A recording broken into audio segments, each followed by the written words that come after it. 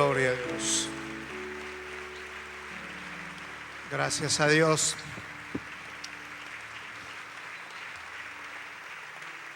Honramos al Señor en esta mañana. Muy buenos días para todos. Pueden ocupar sus lugares.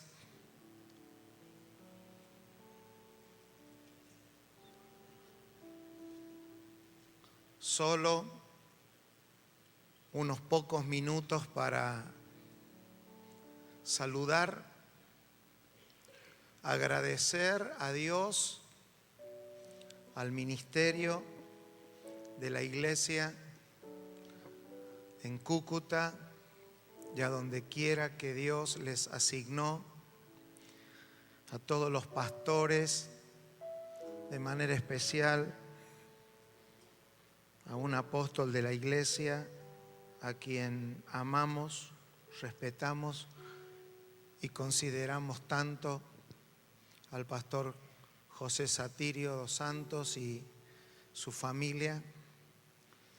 Y por este ámbito que Dios nos da en su gracia de poder compartir con ustedes esta escuela, que sin lugar a dudas en todos estos años han servido para no solamente hacer nacer la obra, sino hacerla sustentable a través de los años.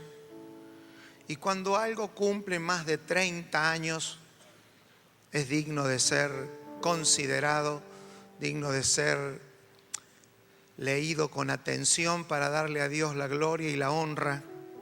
Porque todo lo que se puede mantener 30, 36, 38 años y con el testimonio y la palabra a través de los años, no solamente es digno de imitar, sino también de tener responsabilidad a quienes venimos y podemos compartir la palabra.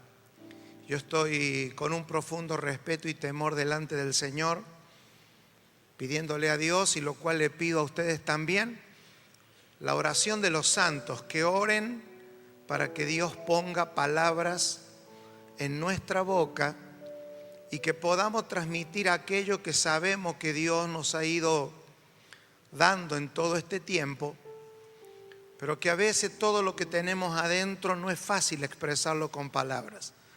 Una de las cosas por las que yo siempre honro a los ministros de la palabra es porque creo que es la labor más difícil que existe en la tierra, poder transmitir con palabra una idea de Dios.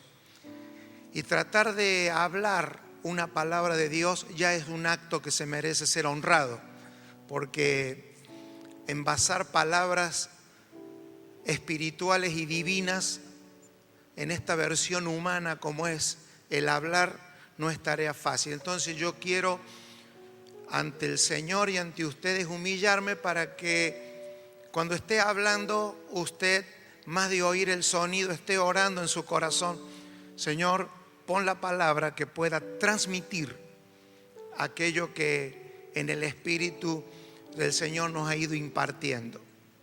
Estoy aquí creyendo tener una palabra que vaya a sumar no solamente a la iglesia local, sino al cuerpo de Cristo donde quiera que esta palabra llegue. Y con ese sentido de responsabilidad es que en esta mañana quiero compartir con ustedes esta primera parte. Quisiera hacerles algunas aclaraciones, si sirve. El tema que deseo desarrollar es correlativo, tiene una idea de escuela. Entonces hay algunos conceptos que quizás con el paso de las horas y de los días puedan ir cerrando. Entonces yo les voy a pedir que trabajemos con paciencia, que trabajemos tomando nota y que también algunos conceptos el Señor nos irá revelando más con el paso de los días. Para mí recién oír al doctor José Batista es tremendo, porque ya fueron puestos los caballos en el carro, Así que va a ser mucho más fácil algunos conceptos ahora poder transmitirlo, porque Dios está en toda nuestra agenda y Él sabe cómo ubica todas las cosas. En esta mañana quiero compartir el tema número 1 sobre una serie de temas que serían en el mismo título, y esto lo digo para que los hermanos que siempre trabajan en multimedia lo puedan tener. La iglesia incorruptible en su generación. La idea es hablar sobre un modelo de iglesia incorruptible en su generación, pero como la palabra modelo es una palabra que no encierra todo el espíritu, sencillamente hablar sobre una iglesia incorruptible en su generación.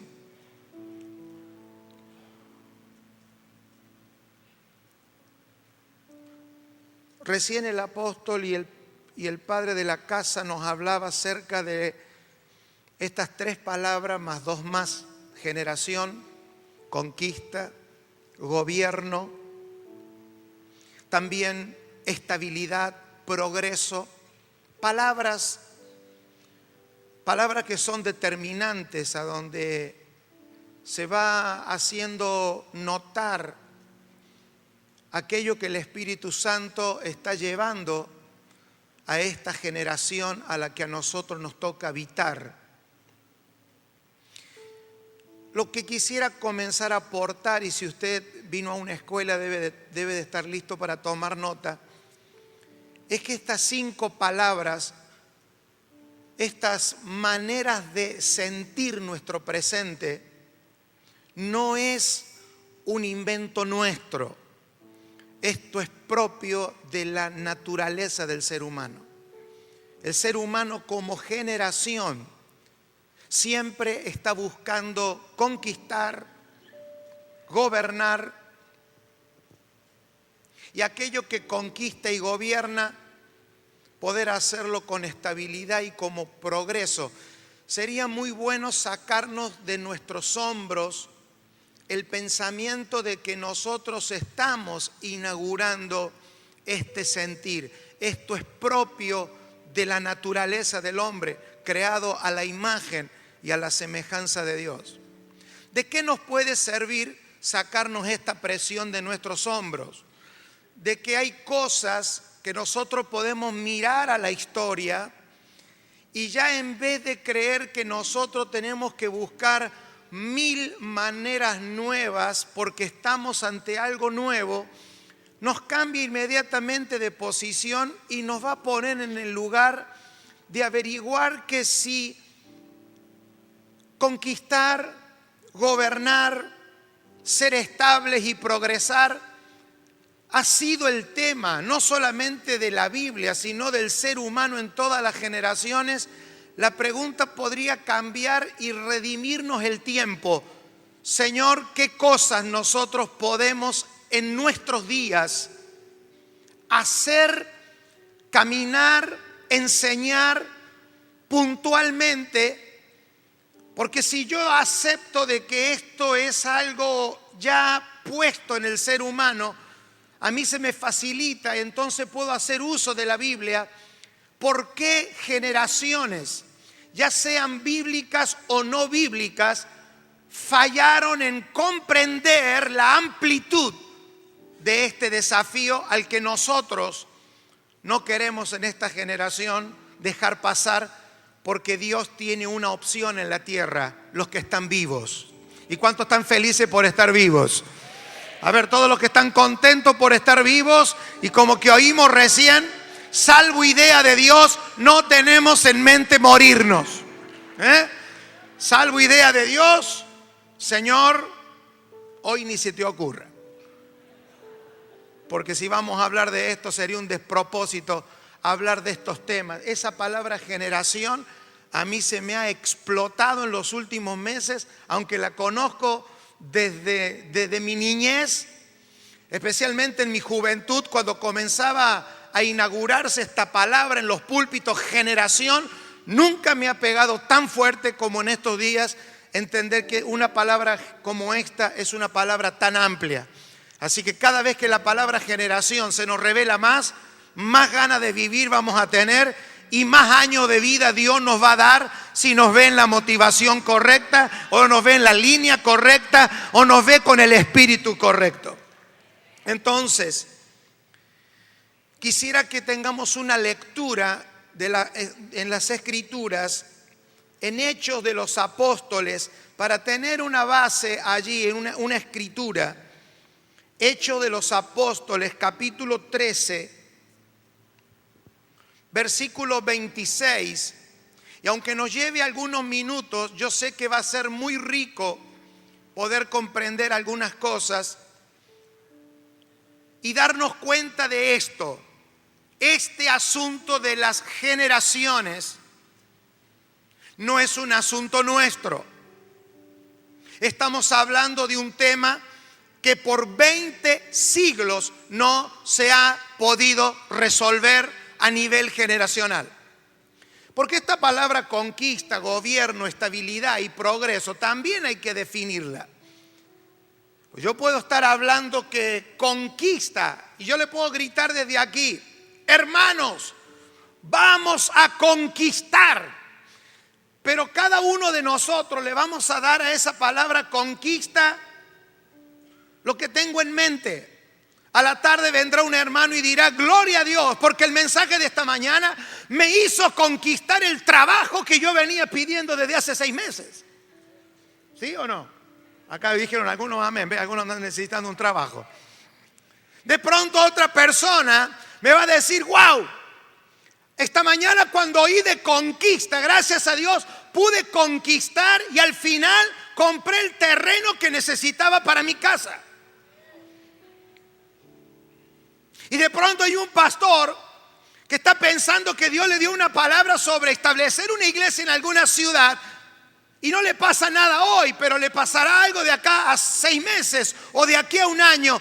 Tenemos que asegurarnos que para estar unidos en el Espíritu, todos tengamos la misma amplitud de la palabra, para que si hablamos de conquista no estemos bajando el nivel ni de la conquista, ni del gobierno, ni de la estabilidad, ni del progreso. Y aunque esto incluya nuestra manera personal, yo no creo que Dios nos haya congregado hoy solo para hablarnos como individuos. Dios nos ha congregado para hablarnos como generación. Entonces, en vez de bajar la palabra a lo individual, voy a levantar lo individual a lo generacional, para que ningún concepto se pierda en la vida espiritual y Dios nos pueda hablar algo. Y al final de los días, cuando esta escuela haya terminado y en Cúcuta haya pasado 1 semana, el éxito de esta palabra no tenga que ver con un testimonio solo personal que lo va a incluir, sino con un testimonio en la ciudad. Que cuando esta escuela haya terminado, el pecado haya retrocedido, la miseria haya retrocedido y los problemas generacionales se hayan resuelto un poco más por causa de la palabra. Entonces no vamos a confinar la palabra a mi pensamiento, sino que le vamos a pedir a Dios que Él nos revele la dimensión de estas palabras en nuestras vidas. Esto significa que no hemos venido a un shopping de consumo personal, sino que nos hemos reunido como cuerpo de Cristo para entender más allá. Porque si yo puedo subir estas palabras a nivel de mi generación, me va a incluir a mí.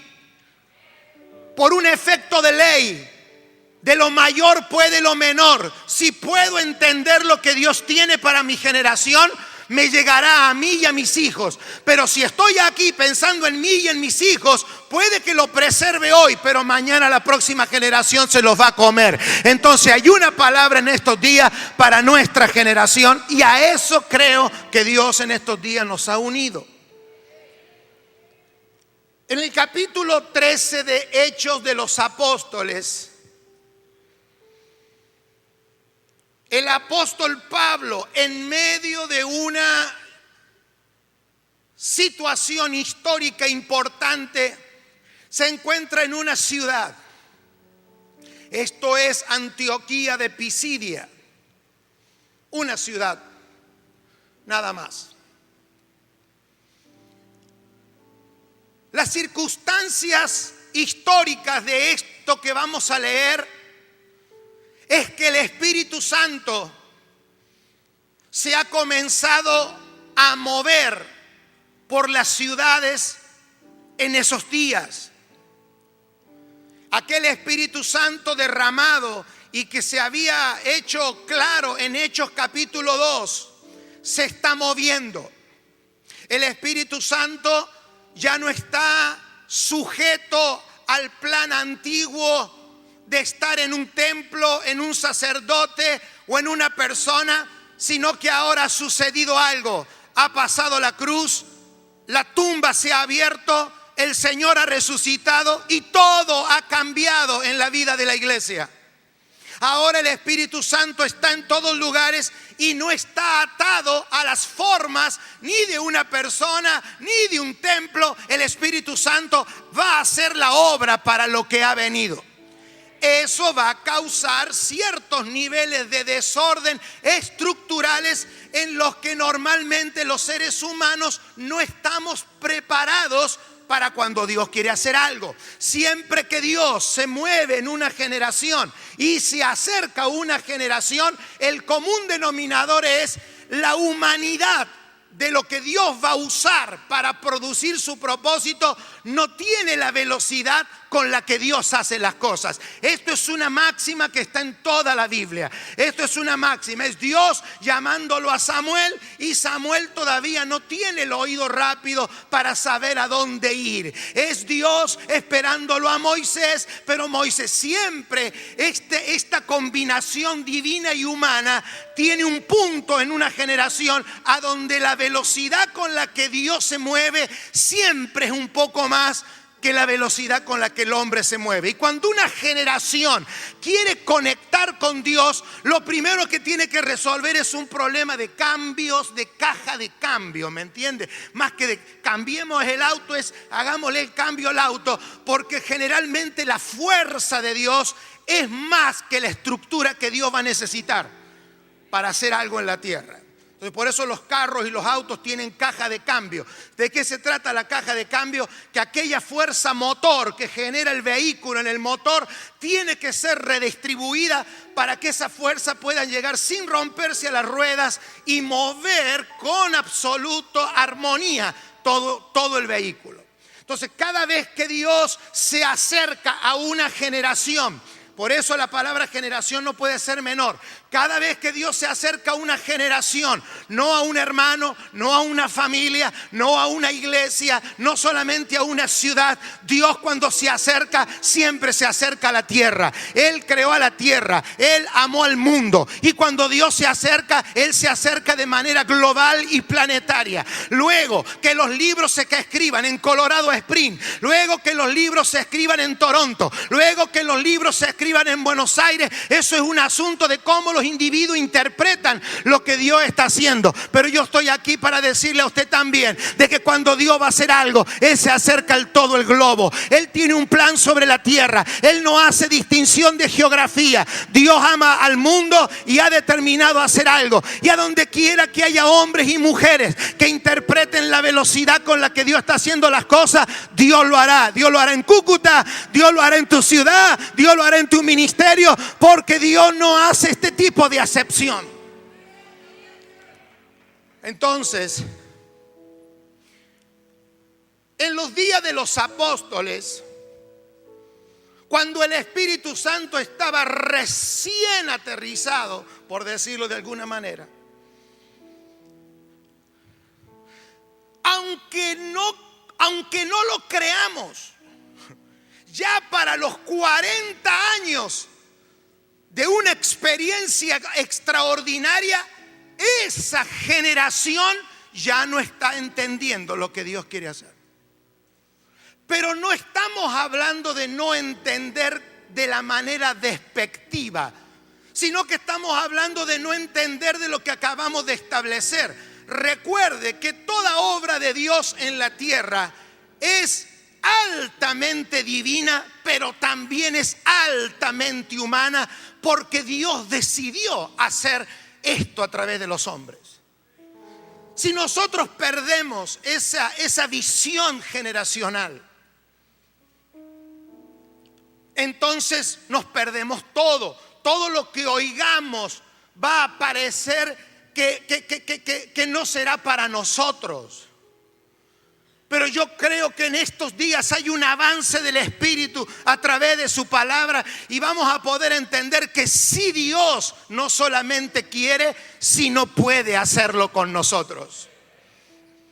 Entonces ya para Hechos capítulo 13 hay un hombre como Lucas que cada vez se me revela un poquito la incógnita. ¿Por qué Dios permite que un hombre como Lucas escriba junto con Pablo casi la mayor parte de lo que nosotros tenemos hoy como el Nuevo Testamento? Y la respuesta, aunque no le va a cambiar la vida, es fácil. Es una persona neutral. Él no tiene el polvo de las calles de Galilea para que sus emociones sean atraídas para contar historia de Jesús en las calles de Galilea. Tampoco es un protagonista de un milagro. Entonces no tiene un CD para venderte, no tiene una página web, no es amigo de Pedro, no lo puedes conectar demasiado con Pablo, no sabe si lo único que tenemos es que era un médico y que era una persona que tuvo la capacidad de ordenar. Y yo creo con todo mi corazón que si Dios en esta generación encuentra hombres y mujeres que por el Espíritu Santo podamos como generación ordenar los acontecimientos de nuestra generación, vamos a causar un impacto que nunca se ha visto en 2000 años. Yo sí lo creo.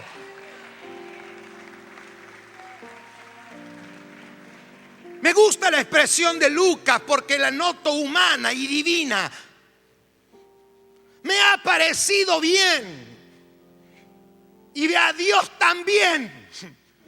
Me ha parecido que lo que le falta a esta iglesia, Lucas como un hombre alejado de las escenas, ha visto a Cristo, su vida, su muerte, su resurrección, la venida del Espíritu Santo, no se le escapa ningún detalle. Él dice: yo creo que a mí lo que a mi generación le está faltando es ordenar los acontecimientos. Que acá no se trata de pararnos en el púlpito y decir: esto es lo más importante. Esto es lo más importante. Trabajar con familia es lo más importante. Trabajar con los hijos es lo más importante. Vas a un congreso de jóvenes. Los jóvenes son el futuro. ¿Y qué hacemos con los ancianos? Y no sé, ya vemos, total como no vinieron. Entonces, comenzamos a caer en mensajes que todos tenemos un versículo para decirlo. Pero el tema no está en qué y qué no es importante. El tema es cuál es el orden. ¿De qué me sirve Hechos 2 si no entiendo Lucas 1? ¿Para qué quiero el Espíritu Santo hablando en lengua en Pentecostés si no entiendo el nacimiento y cómo se nace de la vida del Espíritu? El tema no es el nacimiento, salvación, no, Lucas lo resuelve y dice: señores, el problema de una generación no está en oír mensajes aislados. El secreto de una iglesia no está en el énfasis que una iglesia tiene. A mí me gusta trabajo social, otros trabajan con niños. Acá lo que hay que resolver como generación, y sin ofendernos, para entrar en conquista, para entrar en gobierno, para entrar en estabilidad y progreso, es: Señor, tu Espíritu Santo a esta generación le tiene que revelar el orden. A mi vida lo que le necesita es el orden. Y no hay peor desgaste cuando usted y yo no sabemos manejar el orden. Porque el orden no es algo que tú puedes producir. Yo desde que nací he oído en la iglesia el pastor decir: hermanos, porque Dios es un Dios de orden. Hasta que un día descubrí que eso no está en la Biblia. Pero lo dijo. Y si lo dijo, debe ser que está allí. Sí, la Biblia te da a entender. Es imposible no entender que Dios es un Dios ordenado. El problema es que el orden nunca es un acto de afuera hacia adentro. Nadie puede ordenar la vida de otra persona porque el orden es el resultado de una vida sujeta al Espíritu. Lo que no puede ordenar Dios, hermano, no se meta, porque lo que no ordena Dios, nadie lo puede ordenar. Todos los órdenes que podemos poner nosotros externos son como ponerle riendas al caballo. Mientras que el caballo tiene rienda, obedece. El día que le sacas la rienda, no obedece más. Pero hay un orden que es el orden que revela el Espíritu a través de su palabra. Y cuando las personas comienzan a producir y comenzamos a producir este orden, se comienza a manifestar. Pero vamos al punto. En Hechos 13, ya Jerusalén no sabe lo que está pasando en el mundo. Jerusalén perdió el control del manejo de lo que está pasando en el mundo. El Espíritu Santo se soltó. El Espíritu Santo anda por la tierra. El Espíritu Santo, mientras que todos están queriendo controlar todo en Jerusalén, ya el Espíritu Santo está entre los gentiles. Ya hay un tal Cornelio que está lleno del Espíritu. Por otro lado, el Espíritu Santo ha corrido. Y Pablo, cuando llega a esta ciudad, va a decir algunas palabras que son muchas, pero sencillamente quisiera ver si usted puede ver cuál es el punto en el que queremos echar base en esta mañana. En el versículo 26 dice: varones, hermanos, hijos del linaje de Abraham. Y ahí comienza a apelar Pablo a su audiencia, para que usted tenga una idea de lo que era una reunión de esas en aquellos años. No era un auditorio como esto, nadie tenía micrófono, no había centro de concentración, la gente se juntaba en algún lugar y todos los varones discutían y hablaban entre ellos, 4, 5, 6, y ese era el modelo de iglesia que había en aquellos tiempos. En medio de esas personas Pablo se mete, cada uno está hablando, 4 allá, 5 allá, 15 allá, y están discutiendo sobre los diferentes asuntos. Uno discutiendo qué es esto, quién es Pablo, y el otro está discutiendo qué está pasando acá, cómo esto que en Jerusalén. Y hay un bullicio, la típica reunión de esos tiempos. Y Pablo comienza, porque como les va a hablar de generación, tiene que apelar al linaje.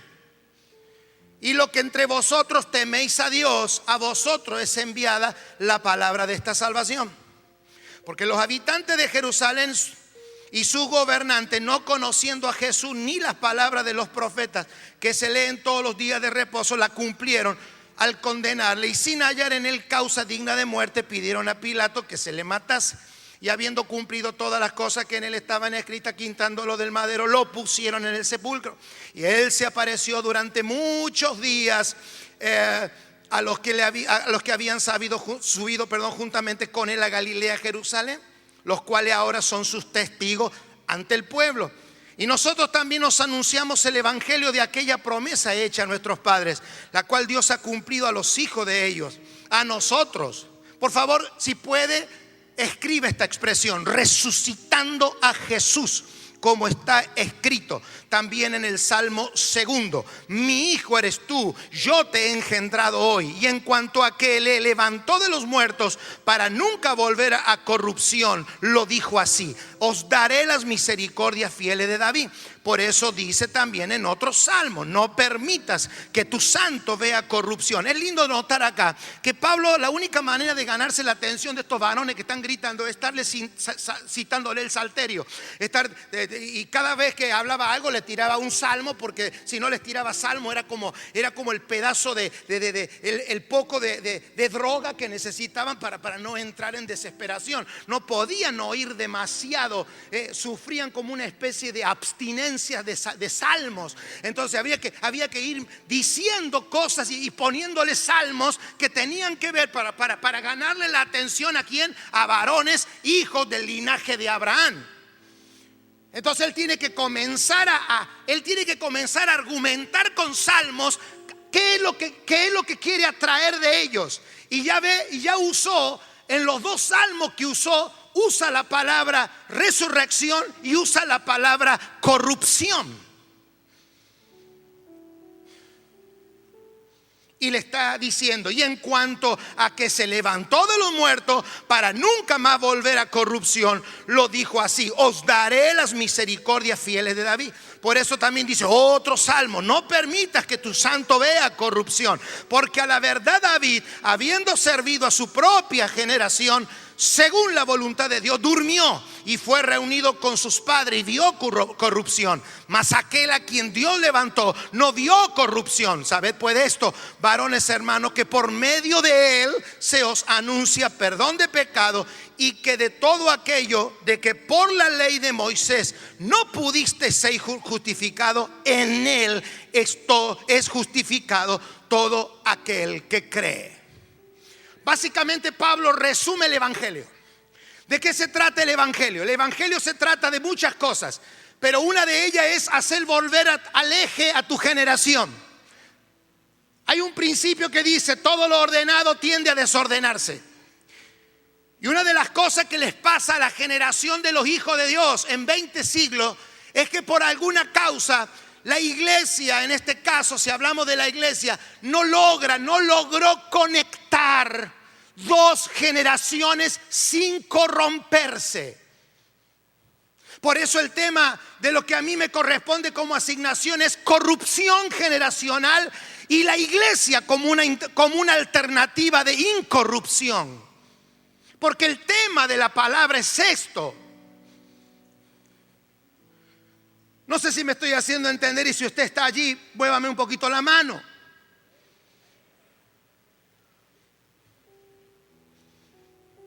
Estamos solamente echando algunas bases para poder ver y entender, por lo menos desde mi límite. Usted está orando por mí, ¿verdad? ¿O ya se olvidaron? Entonces, el Espíritu Santo ha comenzado a operar en la primera generación. En la primera generación la iglesia está viendo conquista. En la primera generación la iglesia está afectando gubernamentalmente, está teniendo cierta estabilidad y está teniendo un cierto nivel de progreso. Sus hijos están trastornando al mundo, que son los versículos que usamos hoy.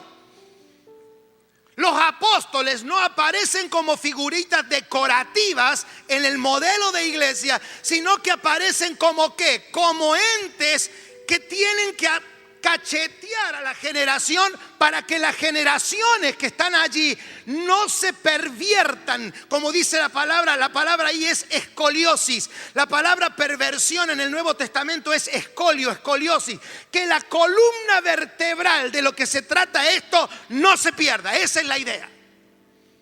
La manera que una generación conquiste, esto lo incluye a usted como persona, como familia, como ciudad, como iglesia local y como generación de cristianos en todo el mundo. Aunque no nos volvamos a ver más la cara, todos somos parte de la opción viva de Dios, porque Dios no es Dios de muertos. Dios no lo hará con Elías, Dios no lo hará con Moisés. Si esta generación va a hacer algo, seremos nosotros. Entonces, ¿cuál es la labor del ministerio de la palabra a través de apóstoles, profetas, evangelistas, pastores y maestros? No es alimentar las zonas peligrosas de la escoliosis, sino mantener una voz que pueda mantener el eje. Porque si tu casa, si tú como cristiano te mantienes y yo en el eje de lo que es la esencia del evangelio, conquistar, gobernar estable y progresivamente será la consecuencia de una vida de fe que no se ha corrompido.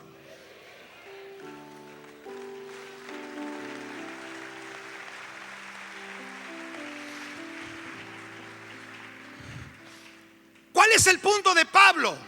¿Cuál es el punto anticorrosivo de Pablo? El punto de Pablo en Antioquía de Pisidia, que no es Antioquía de Siria. Había muchas ciudades que se llamaban Antioquía por el río Antique, así que muchas de las ciudades que estaban al lado del río. Esta es una Antioquía, una ciudad donde se han mezclado judíos y gentiles. Y la disputa es: ¿qué hacemos con este Espíritu Santo? En vez de aprovechar el impulso de la vida del Espíritu, entraron en lo que toda generación se corrompe, se desordena. ¿Y qué hace Pablo? Se desordena porque tienen acontecimientos históricos desordenados.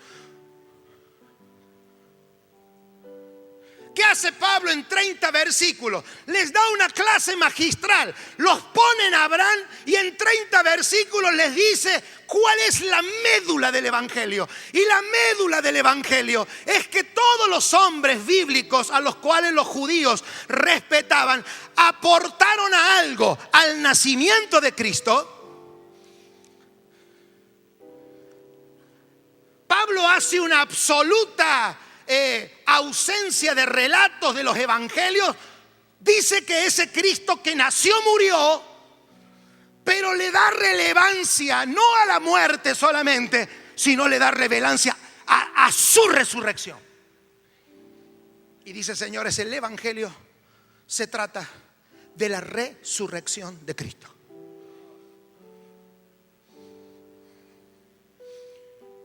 Si aquello que tú predicas, si aquello que tú aprendes, si aquello que tú das y aquello que tú recibes no logra conectar con el espíritu de la resurrección, se corromperá.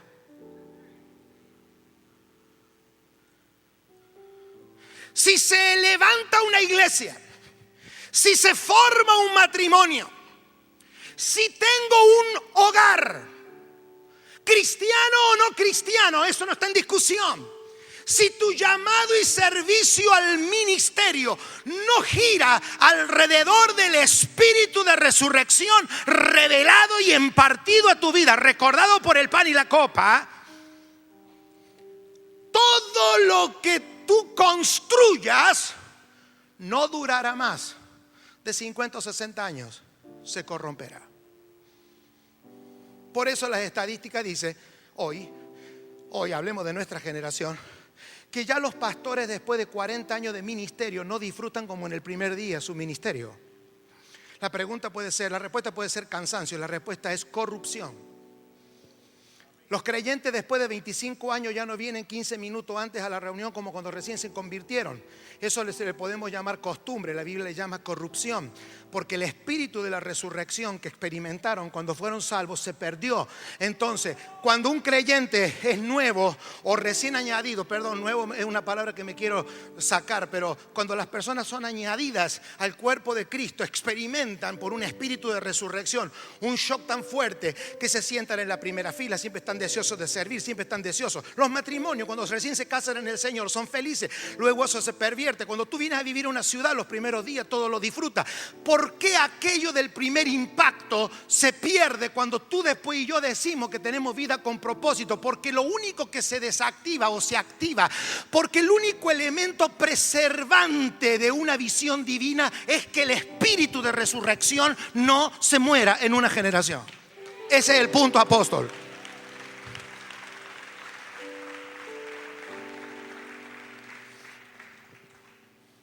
Lo que Pablo está demostrando, y lo dice, le cita el Salmo. El problema es que ustedes dicen el Salmo de David, y ese no es el Salmo de David, ese es el Salmo de Cristo. No permitirás que tu santo vea corrupción. Y ahí comienza Pablo a hacerle denotar la corrupción de su vocabulario, cuando tú dices algo que Dios no dice. Pídeme y te daré por herencia a las naciones. Eso no era un salmo de David, ese era el salmo de Cristo. Es Cristo mismo escribiéndose a sí mismo. Entonces la corrupción no tiene que ver con los pecados que nosotros tenemos catalogado y que será tema para otro momento.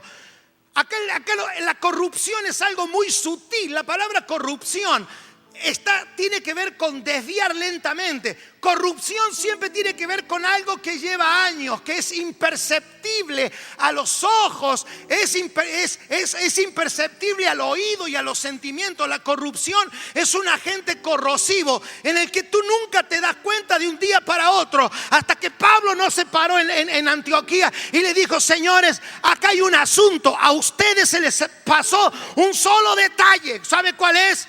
Cristo resucitó. Mire lo que dice Pablo. Y el evangelio que estamos predicando nosotros es el evangelio cumplido en la promesa del Cristo resucitado. Entonces la pregunta se plantea: ¿soy salvo de qué Cristo? ¿Del predicado, anunciado, crucificado o resucitado? Tengo una iglesia basada en el Cristo predicado, anunciado, en el Evangelio escrito o el resucitado. La pregunta es: ¿tengo una familia formada en Cristo? ¿Por qué? ¿En qué Cristo? Al menos que no sea el Cristo resucitado, todo se puede corromper. No hay elemento preservante de una institución divina como el individuo, la familia, el matrimonio y la iglesia que se pueda mantener de una generación a otra. Lo que no se ha podido hacer en 20 siglos es nuestro desafío, mantenerla incorruptible. Entonces Pablo descarga toda la artillería y dice: David sirvió a su generación y vio corrupción. ¿Cómo dice? Y vio.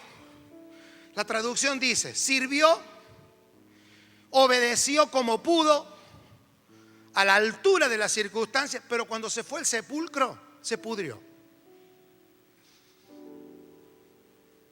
Lo que te está diciendo es: cuidado de no enfocarte tanto en los elementos preservantes de David, que mira que David, siendo rey, habiendo poseído, habiendo sido todo lo que es, el tema es que cuando fue a la muerte se pudrió. O sea, acá se trata de no podrirse. Acá no se trata de ser victorioso, acá se trata de no podrirse. De que cuando tú te mueras, el espíritu que operó en ti se transmita a la próxima generación con un grado de ascendencia, de resurrección, porque será la única manera de establecer el reino, o manifestar, el reino de Dios en la tierra. Entonces dice Pablo: más el Hijo. Me gustaría que usted me grite esa palabra: más el Hijo. ¿Cuántos dicen: ese es mi Señor? También sirvió a su generación. No, pero ese no sirve. Yo estoy gritando más fuerte que todos ustedes juntos. Sirvió a su generación, pero no vio corrupción. ¿Por qué no vio corrupción? Porque al tercer día resucitó. Entonces todo el evangelio está basado en que se nos revele como generación la operación del espíritu de resurrección en nuestros días. Ver cómo opera, aplicarlo a nuestra vida, y ese será nuestro aporte a esta generación. Tengo que dar una perspectiva espiritual, no personal, espiritual. En lo personal, no veo en el mundo a donde yo me muevo y tengo percepción, lo cual es muy chiquito y limitado, que como generación estemos haciendo cosas profundas y de cambios profundos para no repetir la historia, no de salvación de personas. Yo no estoy hablando de crecimiento de iglesia. Yo no estoy hablando de desarrollo ministerial, personal no estoy hablando de eso. Yo espero que el Espíritu Santo nos dé testimonio. Estoy hablando que como generación y como lectura generacional,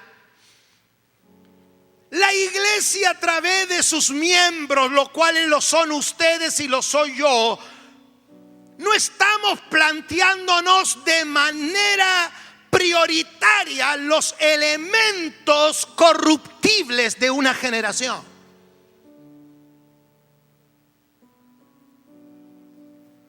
Que hace que un papá comience y que un hijo no pueda seguir. ¿Qué hace que un pastor inicie una obra? ¿Qué hace que una empresa? Usted sabe que hay una gran crisis en el mundo, a excepciones locales que ni las empresas familiares a veces pueden prevalecer. O sea, ¿qué hay contra la generación? Es que el ataque es siempre la generación. El ataque siempre va a ser... Ya quiero decirle algo. Si usted me permite un vocabulario pedagógico, el diablo no está interesado en tu propósito personal ni en los sueños personales tuyos. Él no anda en el negocio de hacerte romper el auto. Él no anda en el negocio de que tú no cobres el sueldo. No tiene tiempo para eso. No le da el target para molestar a todos los cristianos. El efecto de una obra de tinieblas es sobre una generación. Es mantener la columna que se vaya desviando, cosa que cuando tú llegues a 90 años, tu generación esté doblada y en la próxima generación tenga que comenzar de nuevo, porque esto va a continuar hasta que una generación se mantenga incorruptible.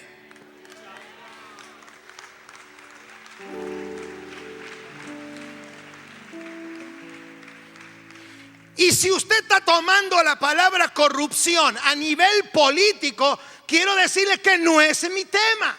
Hoy podría incluirlo. No es mi tema, no es mi tema. No es mi tema puntual, o vamos a ver cómo derribamos la corrupción en el mundo. No, porque Dios tiene para medir lo que hará en el mundo lo que está en la iglesia. Si nuestra generación es incorruptible, Dios se encargará de toda corrupción. Entonces, cada vez que Dios se acerca a una generación, ¿qué es lo primero que se expone de nosotros? Y después yo creo que recién el doctor Batista habló. Cada vez que Dios se acerca a una generación, ¿con qué vamos a responder nosotros y con nuestros niveles de corruptibilidad? Entonces debemos de aprender a operar en el espíritu de la resurrección.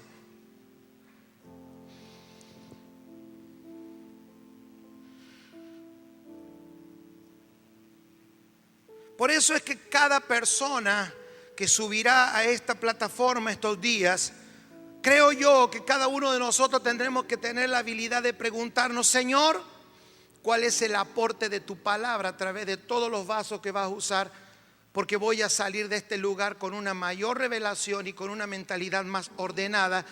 Porque sabe una cosa, usted no tendrá tiempo para andar investigando la corrupción de otros, porque cuando el espíritu de resurrección se revela, lo primero que nos hace ver es lo corruptible que nosotros somos, y no a modo de hacernos sentir mal y pasarnos la vida llorando, sino que cuando Dios denuncia corrupción es porque inmediatamente Dios está pensando en promoción. Cuando Isaías vio su condición, Isaías daba el target institucional de cualquier denominación religiosa. Pero cuando Dios se le apareció, sus labios estaban inmundos. Porque la única medida de incorruptibilidad de lo que Dios tiene para ti, ¿te has preguntado de aquí a 50 años, cuando Dios te regale que tengas 90, 100, cuando tengas 120 años, si tú vas a mantener un corazón adorando a Dios como hoy? ¿Te has preguntado o no te animas a preguntar eso porque tienes miedo? No, porque eso es duda, hay que preguntárselo. Jesús le dijo, mire, Jesús no tenía una agenda de milagros. Jesús no tenía una agenda muy definida de qué iba a pasar. Y si la tenía, no la decía. Pero él sí tenía su agenda de resurrección. A los discípulos les dijo: yo a este cuerpo lo llevo, este templo se destruye y 1, 2, 3 días resucita. Mira, hermano, usted puede darse el lujo de no agendar su agenda. Usted puede, de sus vacaciones. Usted puede darse el lujo de no agendar un montón de cosas, y eso se lo puedo respetar. Lo que usted no puede dejar de agendar es el espíritu de resurrección en usted, porque todos los días somos atacados por un sistema de muerte. Recuerde que la iglesia fue plantada para ponerle freno a la muerte. La muerte es nuestro vecino. La muerte es con lo que nosotros nos saludamos todos los días, y para que la muerte no prevalezca sobre la iglesia, la única manera es operar en el espíritu de resurrección.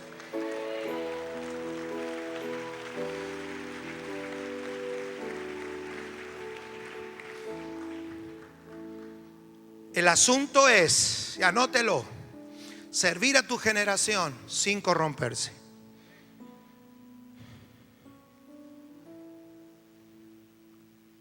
La palabra corrupción significa sobornar. Sobornar es alguien pone una propuesta mayor, una propuesta que suena mayor a la original que dijiste que sí. Corrupción significa falsificar, dañar, echar a perder.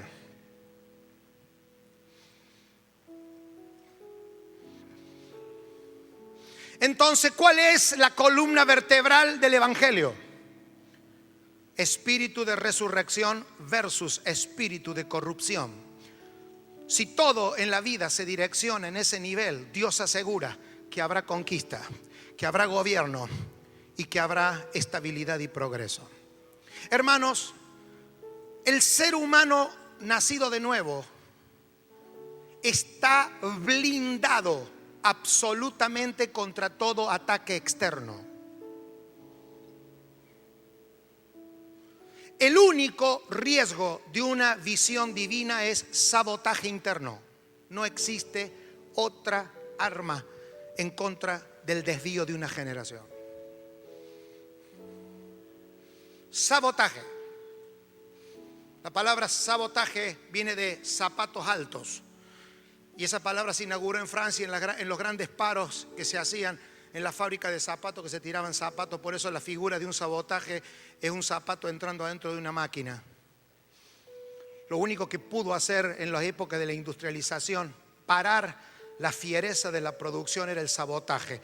Dios ha creado al ser humano con un alto nivel de productividad tan fuerte que la única manera de que usted y yo no podamos como iglesia cumplir el propósito de Dios es sabotaje interno. No hay diablo, no hay demonio. Por el efecto de la redención estamos blindados. No hay ataque diabólico externo que pueda contra un hijo de Dios. Los únicos riesgos de una generación son los sabotajes internos.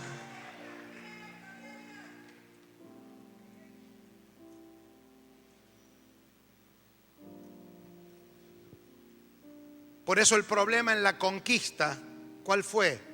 El de Acán. A ningún otro se le había ocurrido darle una ofrenda a pues si no, vino uno de los de Jai y les dio una ofrenda. No le di, ni se le había ocurrido al diablo darle una ofrenda a Acán. Pero Acán fue y la tomó. La única posibilidad de que esta generación se corrompa, si la pudiera haber, la estamos tocando, la estamos viendo. Y no tiene que ver con un acto consciente, tiene que ver con un acto de improlijidad. Pero yo creo que para eso, ¿cuántos creen que Dios nos ha traído en estos días? Para esto. Entonces, en los próximos minutos vamos a terminar. Creo que me quedan 5 minutos, ¿verdad? ¿O no? ¿Sí? 5 minutitos más.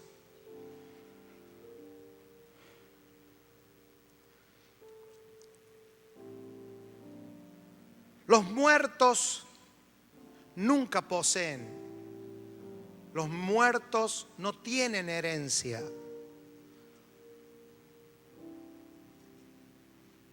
Entonces, cuando se busca herederos y se busca gente para que entren en los proyectos divinos, tienen que ser personas que están vivas. Por eso el apóstol Pablo hace un énfasis fuerte en el espíritu de la resurrección. Y él dice, así como el Señor lo levantó de los muertos, así como el Señor lo levantó, así, para que su santo no vea corrupción. Pedro había hablado de este pasaje y solamente quiero dejar esta riqueza escritural para que vea que estos no son dichos tomados de los pelos, sino que estos fueron las dos columnas de los apóstoles, tanto como Pedro como Pablo. Pedro hizo mucho énfasis en el mensaje en Pentecostés sobre la tumba, sobre la muerte, sobre la sepultura del Señor. Vaya y léalo si hoy tiene un tiempo. ¿Por qué? Porque para ello era clave mantener el eje de la vida del Evangelio. Yo quiero preguntarles en esta mañana, ¿cuántos de ustedes quieren que este Evangelio pleno que Dios nos ha dejado a través de este Cristo resucitado opere en sus vidas y en todas las cosas en sus vidas? Vamos a tener que darle atención a este asunto, mucha atención. El apóstol Pablo, con mentalidad de escolaridad, no se va a poner a decir lo que ya Pedro había predicado en Hechos 2. ¿Y en qué va a hacer énfasis? Que Jesús es para siempre, que el Espíritu del Señor está con nosotros para siempre. ¿Cuánto dan gracias a Dios por eso? Solamente estos son datos de fundamentos para luego lo que venga no se distraiga, para que lo que venga lo podamos fortalecer más en el espíritu de esta palabra. ¿Por qué entonces Dios permite que un hombre como Lucas escriba y diga todo lo que dice? Porque Él va a ordenar. La palabra resurrección sale 41 veces en el Nuevo Testamento y Lucas la usa 16. Él lo que va a mostrar es que la historia de la iglesia va a estar marcada por aquellos que han operado y se les ha revelado el espíritu de resurrección. Voy a pedir que estén de pie un momento, por favor. Vamos a adorar a Dios. Yo le voy a pedir que me den estos 5 minutos de adoración a Dios. No quisiera terminar esto sin un momento. Quiero hacerle ver por un momento, si puedo, por el Espíritu, y que usted se vaya con algunas frases que van a servir para conectar lo próximo que me toque compartir. Cuando el Padre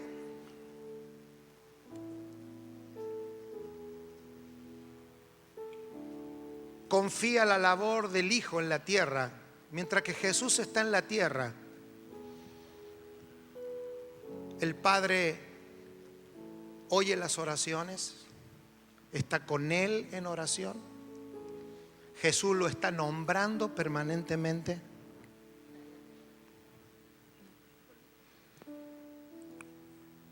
Pero es a su Hijo resucitado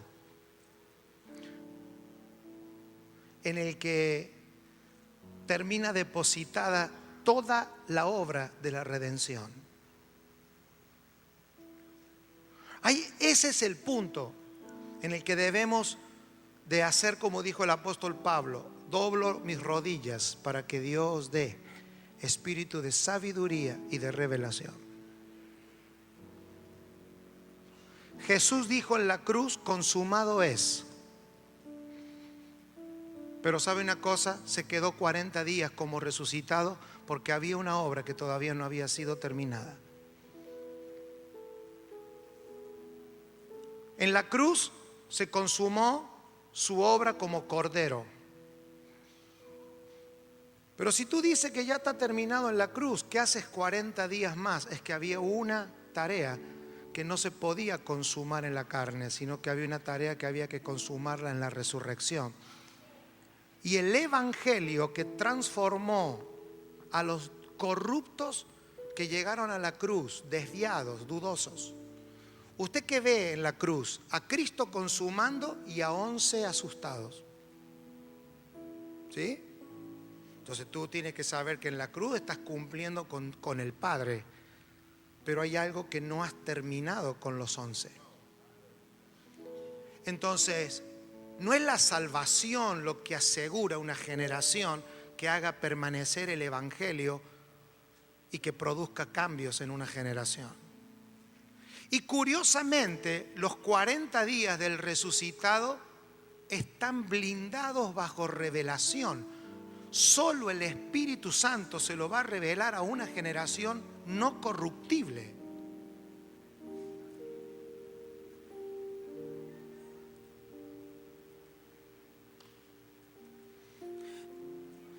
Entonces el apóstol Pablo, ¿qué dice? No quiero que ustedes me respeten ni como apóstol, ni como Pablo, ni como hermano, ni como predicador. Pablo dice, ténganlos los hombres como administradores de los misterios de Dios.